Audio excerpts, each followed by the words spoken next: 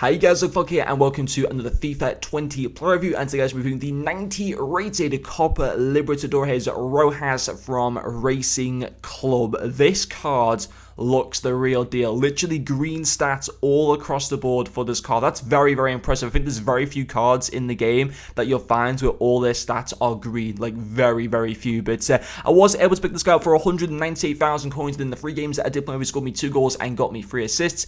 And he also does have a 4-star skill moves as well as 3-star weak foot. Getting into the game stats, his main standout stats will be his 92 shot power, his 89 short passing, as well as his 92 dribbling, and finally his 92 interceptions. And I did also have the basic chemistry down applied to this Rojas card. I have sold them on since. I did sell them last night after the Diaz SBC did come out, so like for a little bit extra profit. I think I made like 10,000 coins profit with the tax and stuff like that, so I can't see what the basic chem style boost gave to him, but obviously it just gives various boosts around the card and stuff like that. And this video was actually supposed to go out yesterday. I did review this card before the Diaz SBC it came out, but I basically ran out of time to get this video out, so that's why I've delayed it until today to do him. But you can fit him into a pretty decent team. And obviously we should also mention this is effectively the first team of the season. I'm seeing it as a team of the season, or like the preparation for team of the season. Basically the card designs look amazing, the boosts to pretty much all the cards are amazing. You know, they got like Adebayor, Valencia, Tevez, like almost flashback like team of the season boosts type of cards. Salvio looks amazing, Lopez as well.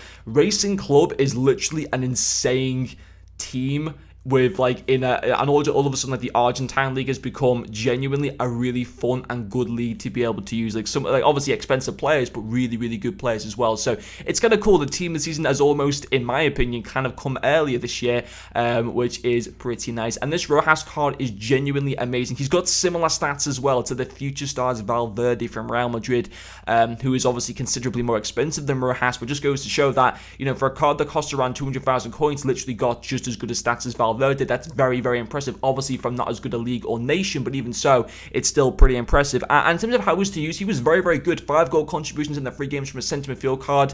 You know, is superb. For me, his first pro will be his passing. Got 84 vision, 89 short passing, 83 long passing, 96 curve as well. His through balls are very good in particular. Great return with the 3 assists in the 3 games. I couldn't complain with that. And then also his dribbling was also very good. He's got the 4-star skill moves, which is obviously fantastic. He's got 86 agility, 91 ball control, 92 dribbling, 88 composure. The 74 balance as well is fine for a centre midfield card if you're going to use him as a cam, which, you know, he could be used as a cam, but if you are going to use him as one, get something like the artist chemistry style applied to him, or the maestro, something that's going to really bump up that balance a little bit more, because that's going to be key if you're going to be using him as a cam.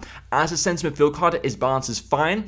I think you can also use him as a CDM as well. I think he can be used either as a cam, centre mid, or CDM, but realistically, if you want to get the best out of this card, you've got to use him as a centre mid. He works so well as a box-to-box midfield card. I just don't think you get the best out of Rojas if you use him as a cam, because then it's a waste of his good defense stats. If you use him as a CDM, in my opinion, it's kind of a waste of his good attacking stats. So as using him as a centre mid, you kind of get the balance between both of them, of the attack and the defense play.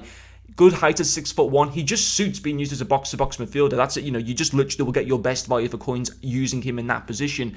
But on the whole, he was very, very impressive. There's no negatives to this because he's got good stamina as well. His strength I would maybe like to be a little bit higher at 80, but of course puts you know, a certain chem style onto that and bump that up, no problem. But on the whole, it's a really, really good card with realistically no weak points to him whatsoever. Of course, I suppose maybe the only weak point would literally be his nation and stuff like that, which is why I've kind of put maybe like his value for coins down, because of course he's over 200,000 coins, so you're kind of restricted to either using him with icons, which obviously some people still don't find easy to be able to attain icons at this stage of FIFA, or using him in a full Argentine team. And some of the Argentine league team, and some of those players from that, like Tevez, you still can't buy off the market. Cards like Salvio and Lopez are very expensive. Of course you can get a strong link to him though, however, with that Diaz SBC card. So on the whole, you know, there are decent links available to him. He's a really, really good card for the most part, and considering, you know, he has similar stats to the future stars Valverde, is pretty damn impressive. And I suppose maybe that's why he kind of retains like a high price value around 200,000.